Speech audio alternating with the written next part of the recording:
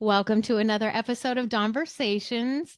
Today we have Sudi or Rick, or he's got 5 million different names. He's a Gemini, so I love him already.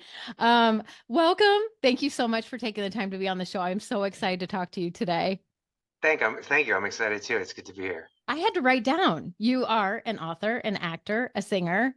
What is a screenwriter? What exactly does a Wait, screenwriter? screenplays, films, You screenplays you for write films. you write the whole okay. Uh, And you're originally most, from New York, so yeah. are you trying to pursue anything with Broadway as far as like get anything on Broadway? Because since you do music stuff too. No, well, not really. Most of the stuff is for film, on screen stuff, and that's one of the reasons I moved from New York to California was I wanted to do, as an actor, I thought more TV and film stuff, and New York is more Broadway.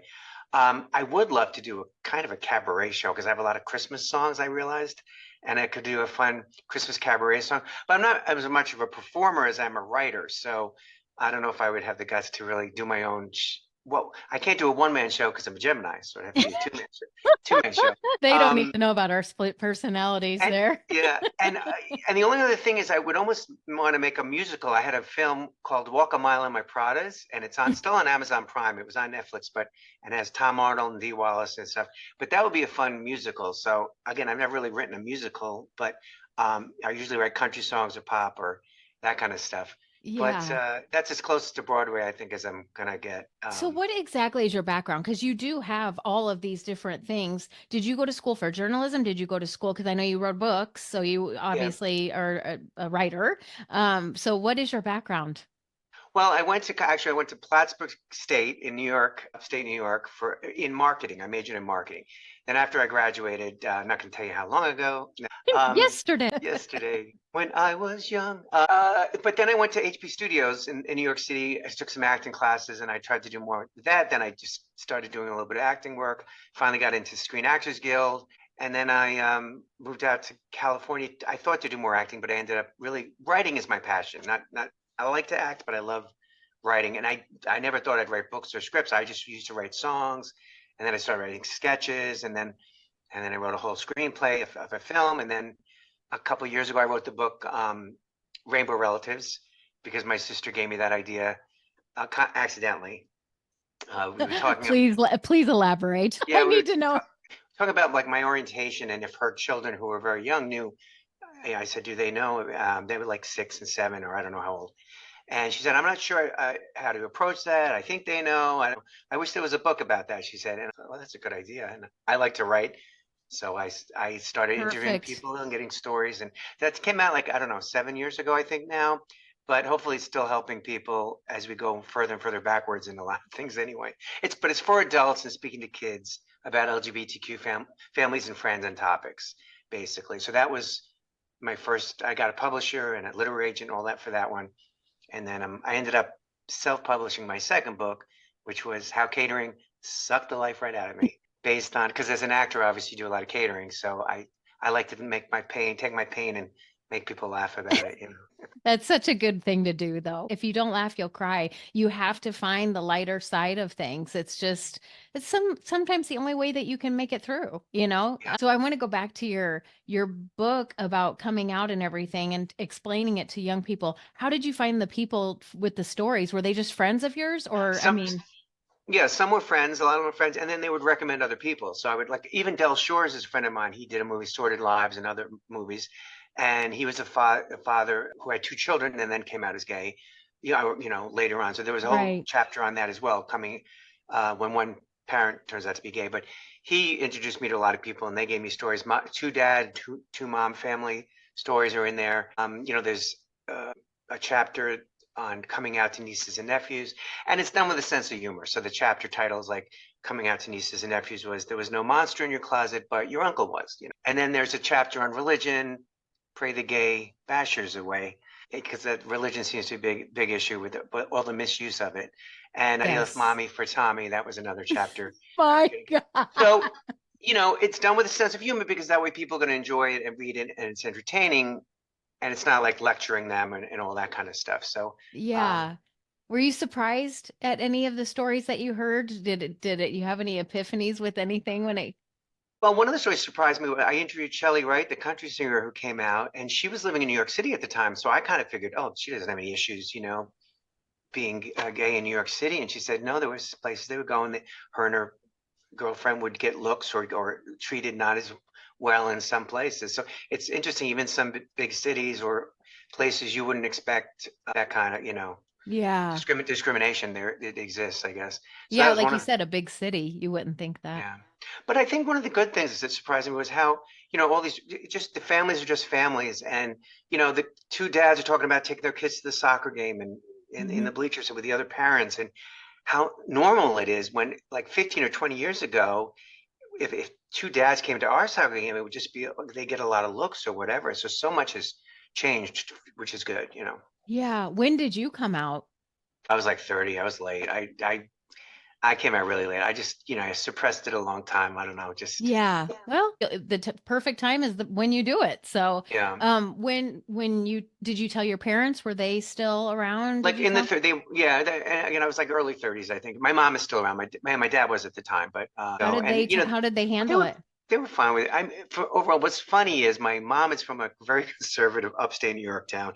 My dad was from Turkey, which is very conservative. They were both okay with it. I think by the time they knew, they kind of already suspected and all that. But and again, I think years ago it would have been much harder, or you know, 20 years before that, it's people know more about it now, and they know a lot more people who are gay and they or lesbian. I Right. think I think transgender still is a lot. They get a lot of hate and other things. And there was a chapter in my book about for transgender, but and again with a sense of humor. I think that one's called "Kids, Your Father." No, kids, your father. Well, she has something to tell you. So, again with a sense of humor, but it is a serious topic, as is bullying, which is also another chapter in the book. So, you mix the serious in with the, humor Yeah, and you just, have to, just as life is. And you could make sequels to that book because I'm sure there's just stories galore. oh, yeah. And a lot of things have even changed more for the good and for the bad since the book came out like 7 years ago. So, Well, I'm glad you did come out. I mean, that had to have felt so liberating. Like you can finally be you, you can finally just do whatever you want to do and not feel like you've yeah. got some big secret walking around. It is. It is kind of when I look back, it is very exhausting when you're like hiding Yes. something, or you're not even lying in a way a lot of times, but you're hiding it. So, or Yeah. and Okay. And so then your book about catering, tell me about that. Are you talking catering, like service industry catering, food yes, business catering? like Okay, that's what I thought. there's that's all the hands grabbing the food. I'm like, Everyone should have to be in the service industry. they should Everyone. do it like a week of, yeah, a week. I Yes. agree with that. Yeah, Yeah, because because until you do it, you have no idea what it's like to deal with the general public. yeah, and when people are hungry and when they're eating and they want food or coffee, like I don't drink coffee at all. I'm very proud of that because I see how people get when they need their coffee. Yeah. But yeah, so I've done, I started catering in New York. I don't do the cooking and that stuff. I can make toast and shish kebab. That's it. But Ooh, I worked for delicious. several caterers in New York and then in California for many years, because when you're doing acting or musician or whatever, it actually is a very good job to do because it's flexible. Food, there's, free concerts. You can be an out of work actor, but not a starving out of work actor because you're surrounded by food. Except for the caterers that don't feed their staff. And if I bash the caterers in there, I don't use their real names. And then there's a few caterers that are good that I mentioned that I praise, like Walkstar Catering with Katie Chin out here in California. And there was some in New York they were good, And if they were all horrible, I wouldn't have done it for so long. And even now, Right. I do a little bit here and there, just to supplement and stuff. But yeah, there's so many stories of the crazy things that happen because it's weddings and bar mitzvahs, and I worked a bar mitzvah actually a year before the O.J. Simpson Bronco chase, a bar mitzvah, and he was at my table, and everyone's taking pictures with him, and he's really nice, and then a year later it's like, With OJ? You're yeah, kidding. yeah. So that was Oh. interesting. That was, yeah. And I worked a wedding that was called off in the morning, but the bride went ahead and had a party anyway. Good thing to know, to be rid of him now and know he's an idiot than later. And she got up and sang, "I will survive." And so a lot of fun stories, a lot of Wow. yeah, a lot of my nightmare. This can't even be happening. Is this for real right now? You should write that book and call it Hair Raising Tales. You know, there are so many people that have come up with such clever names for books about hair. But yeah, you could write a book easily about that stuff. So I love that you wrote it about being in catering because I'm sure the stories are great. So the book that you have coming out in like a week. What day is it A coming couple out? weeks in May 20th, Okay. 19th, no, 20th, yeah. When's your Uh, birthday? You're a Gemini. When's your birthday? June 9th. Okay. Yeah. Okay. I'll be 29 years and 372 months old. Happy birthday. Yeah, so it comes out in May, and that one is called Fork Facebook and the Algorithm It Wrote In on Jailbird Stories. So those familiar with Facebook jail, when you're banned and restricted, and you can't post for 30 days or 10 days or whatever, and you're being reprimanded over, and most of them, or a lot of them, are over things that the algorithm just didn't understand. It doesn't know sarcasm or wit or humor. And the way I started this book was I got banned on Facebook a couple times. And once I said, I wrote, stick a fork in him, he's done, meaning his career was over. Right. But I was promoting violence according to the algorithm. So boom, 30 days you can't post. And now obviously a human being would know, oh, that's what he meant. It's not promoting violence, but you can't get through to a human being or a live person. You can try to fight it, but most of the time it falls on deaf ears. So I realized all these people are also getting banned and restricted over stupid. I once said men are pigs. Obviously, I'm a man. I'm kidding. Right. Although some are. No, but again, that was promoting hate speech. So I was banned that time. And I think one other time I told someone as a joke, a friend was saying, oh, go jump in the Hudson River. And I think the joke was more about it being polluted, but that was promoting suicide according to the algorithm. So again, you don't have any, it's like, boom, you're in handcuffs, in jail, cyber jail, in the virtual slammer, and you can't do anything about it. And although that's funny about some of the ways people are, the stupid things that are getting them banned, some of them are promoting their businesses, their books, there's a Dolly Parton tribute act in the UK, Kelly O'Brien, and they kept taking her page down. And Dolly Parton approved her act. She's not pretending to be Dolly Parton. She's a tribute act. And there's a lot of fake celebrities on Facebook that they don't do anything about, and they're the ones scamming people. But the real tribute acts, there's several of them, and a few I mentioned in the book and have their stories in there. They're getting punished, and there's no. It's like every other corporation. You can't get through to a live person on a phone to clear up the simplest problem. Right. I said, I'm just going to use humor again, and so I got lots of stories I collected from that. But yeah, again, I went through friends and they referred other people, and just Yeah. sent me stories. So fork that algorithm. Yeah, use the word fork because of my story, and I'm trying not to use the other F word. Yeah, no, that's so brilliant. So what does it look like on your end? Like you go to log into your page and it just says, or you just can't? It tells you sometimes you're just banned, like you can't comment on other people's posts, or you can't post on your own page for several days. So you'll see other people's posts, and sometimes you can send them even private messages, but you can't post on their pages. So for example, I have a group, I'm with NSAI, Nashville Songwriters Association Inc. I'm a coordinator for them in California. They're in all 50 states, but they're based in Nashville. And I'm going to post about my next songwriting workshop coming up that we're having.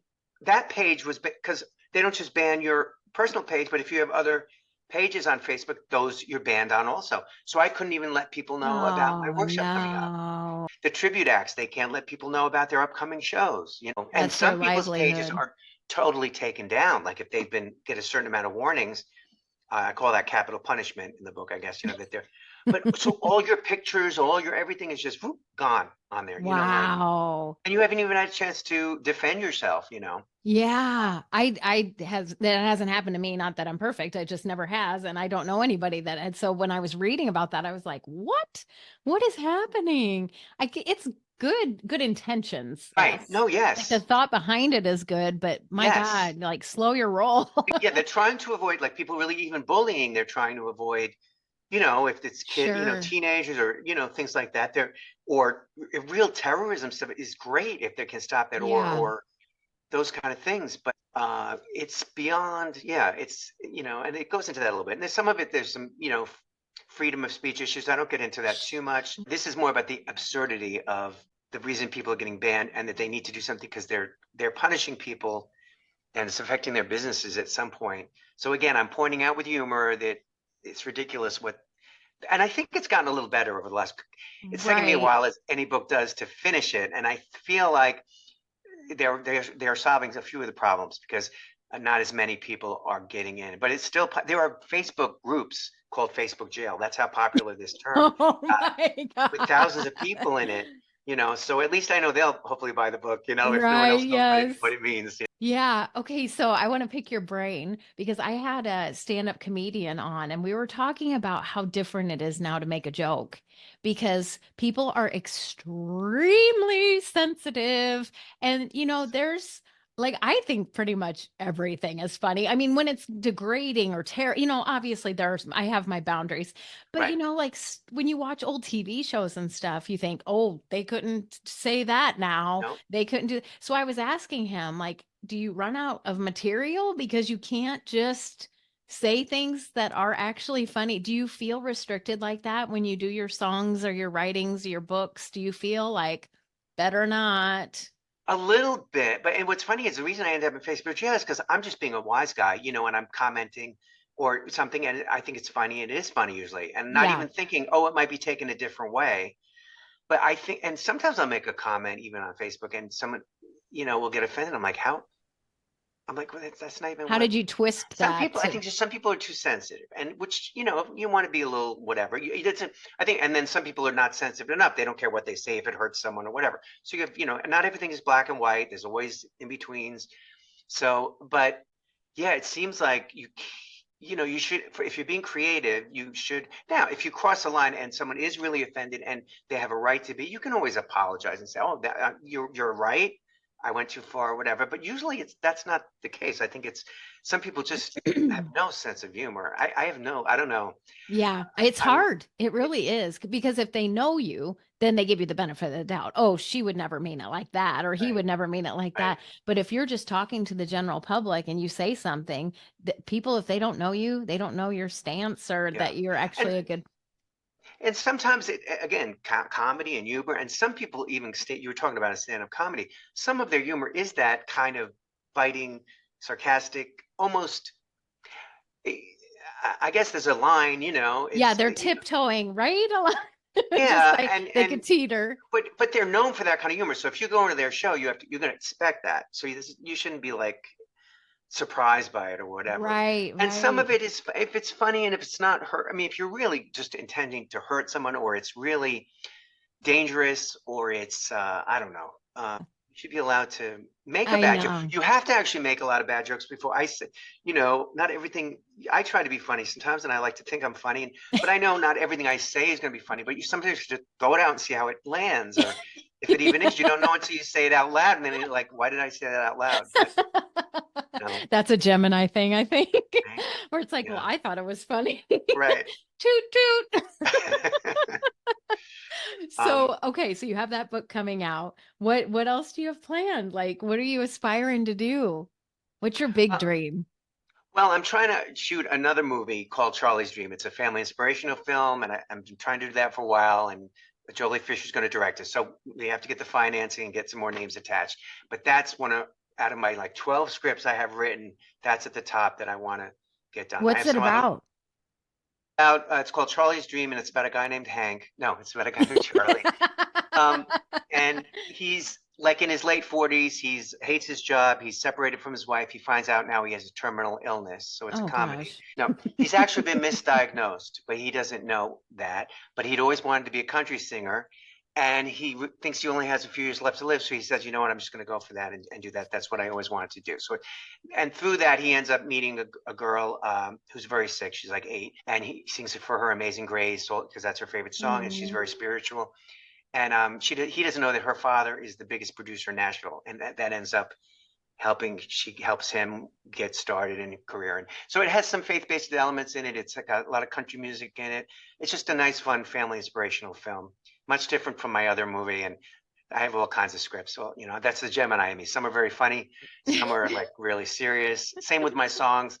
I have a song, "All I Want for Christmas Is You Gone," which is going to play at a film festival also next month in May 19th in New York City.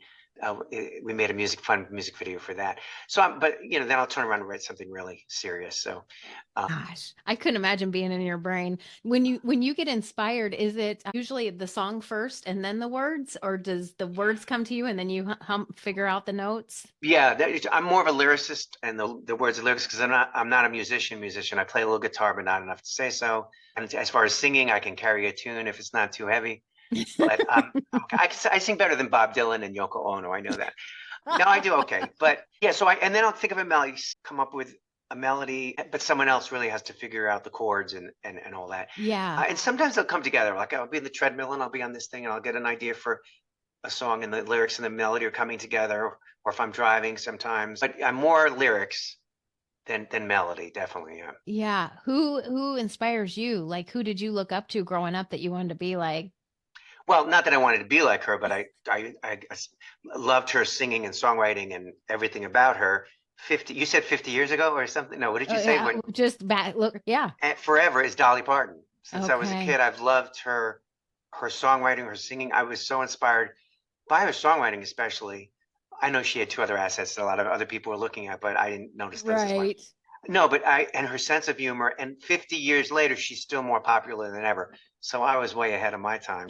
A friend of mine, and a mutual friend of my sister's, when we were kids, I would be listening to my Dolly Parton albums, and they would be making fun of me in their bedroom, or in my sister's bedroom. Cut to 50 years later, my sister's friend is like, "I owe you an apology. Yeah, we used to make fun of you, but she's the best, man. She's great."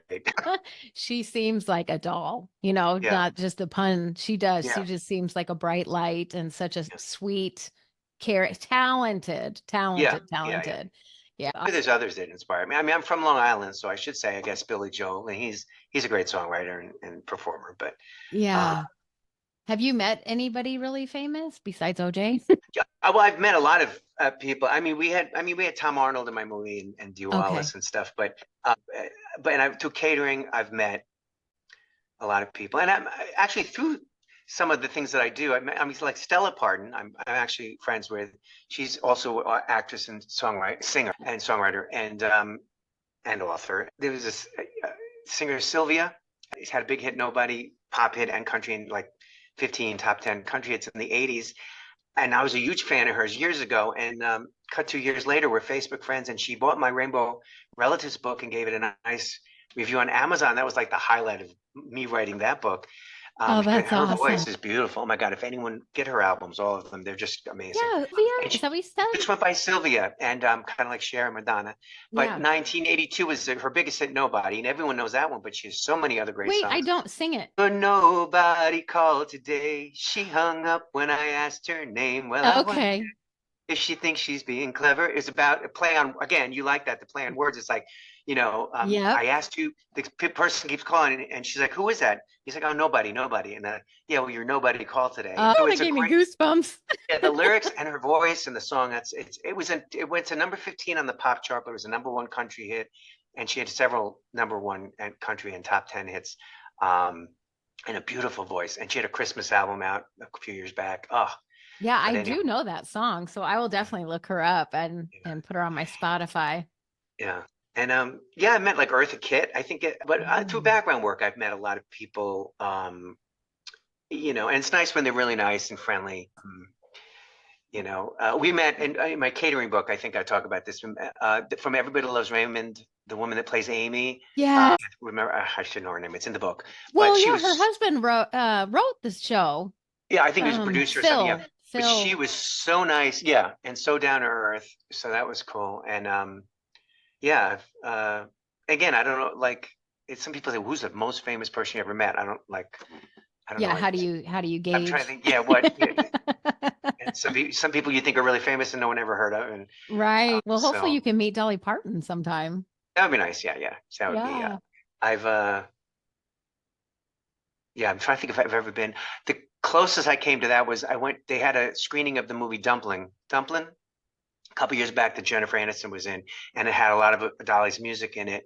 And so I don't know if Jennifer was there, but I think the other actress was there from the movie, and Dolly was there because her music was in it. So they did a Q&A after. So we were in the audience. I didn't get to meet her. I was hoping we would, but they rushed her out and stuff. Yeah. So Oh my gosh. So your background, ethnicity wise? What did you say? You're Lithuanian? No, What's your half. My dad was from Turkey, so I'm half Turkish. My mother was from upstate New York, so I'm half American, half Turkish. Have you Um, gone to Turkey? I have, but I was born here, but when I was 2, we went, so I don't remember that time. When I was 16, our whole family went for like 4 or 5 weeks, and then when I was 30, I just went with my dad, that was like 28 years ago. But then I went last January, which was the first time in 28 years. So cousins I've haven't seen in that many years who have kids now who are like 20 Yeah. years old or 22. So yeah, it had been 28 years since I'd been there. Most of my relatives speak English, pretty well. So I didn't. Um, I do understand quite a bit of Turkish. I learned on my own a little bit, but yeah, it was amazing. It was a great trip. And my other sister went. She hadn't been since we were kids, so she even longer. And she went with her husband and her 2 kids. Well, she has 3, but one couldn't go. And I got to go at the same time they did. So that was good to spend time with them in Turkey. And Oh they treated us yeah. like royalty, like our cousins and relatives. And a lot of them have passed on too. So last time I was there with my dad, my grandmother was still there and some uncles and aunts, and they're gone now. But now there's all these new, kids who have kids who, yeah. Right, right. That's so cool that you got to go though, and at ages that, that were good, where you could remember all the places and all the people, and that's so cool. Well, Yeah. I'll make sure I put everything in the show notes, but I am so happy for you, and I'm excited for your book to come out May May 20th, I think 20th. it's coming. Yes, Yeah. May 20th. Your Unless I birthday's in postpone, June. if something, sometimes things happen where you have to postpone a few weeks, but that's the goal. Um, Yeah, I'm excited for you. I just think talking to authors is so great because that's your legacy. Like you'll have a lot of legacies if you're writing all these songs and books yeah. and all this stuff. But that's so cool. That is so awesome. I like that word legacy, and hopefully some of my songs. Well, I wrote a tribute song for Olivia Newton-John that someone recorded called "Her Spirit Lives On," and we're donating the proceeds from that to her, the Olivia Cancer Foundation, from iTunes and stuff. Not that that'll be a lot, Oh, because Spotify and iTunes, yeah, it's called "Her Spirit yeah. Lives On," and I like writing songs like that have meaning. And I wrote a song for Alzheimer's called "What You Don't Remember," and I'm going to donate proceeds to that to a charity for Alzheimer's too. So, I mean, again, those are serious things. That's my more Yeah. serious side. But Yeah, but you're taking the fun and the funny things to help raise money too. So that's amazing. yeah, That's something to be super proud of. yeah. I'm proud of you. Thank you. And Adrian Christian recorded this song, the Olivia tribute song, so that he did a nice job on that. Isn't it so weird when you think of things like that? I just can't believe that she's gone. That's another one that I loved and looked up to. And I mentioned her in the book because I did work some events that she sang at the events, so that was cool. That Olivia Yeah. sang. That was She was nice. another one that was just such a bright light. And, she seemed like Sandy from Greece. She seemed Right. like just that angelic, Yeah. And sweet, everyone, beautiful, beautiful voice. yeah, and just Yeah. a beautiful person. And she treated people well, you could tell, and was nice to everyone and cared about the planet. I mean, she was just, yeah, great. Yeah. And Right, right. Yeah, that's the that, kind of legacy people should be shooting for. yeah, yeah. And that's the celebrity death that probably hit me the hardest, I think. Yeah. So, Yeah, yeah, there's so many good ones out there, but I was so happy to get to talk to you. This has just been yeah, amazing. thank you. Yeah, you're very easy to talk to. I saw some of your episodes and I could tell you're very, yeah, just easy to talk to. Oh, And thank you. but I didn't know you were Gemini, so you told me that, just before we started. It all makes sense now, doesn't it? We can drive in the HOV lane by ourselves because we're really cheap. I wouldn't All try that right. though. Well, hang tight. Don't hang up. I'm going to hang up Okay. for the call, but I want to talk to you for Okay. a second. All right. I'll talk to you later. Thank you so much. Bye bye.